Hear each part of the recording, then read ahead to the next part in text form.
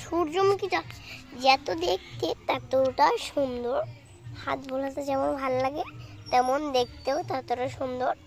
আর খাওয়া তো যাবে না, যদি খাওয়া হতো তাহলে খেয়ে রান্না করে বলতাম যে দেখতেও যতটা সুন্দর, খেতেও ততটা ভালো, তাই বলতাম। কিন্তু দেখো এই গাছটা কিন্তু খুবই সুন্দর, আর ফুলটা অনেক সুন্দর, গাছটা ভালো লাগে। আর এই যে এই ফুলটা, ওই ফুলের সেন্ট অন্য কালারের, গোলাপি, আর এটা সাদা।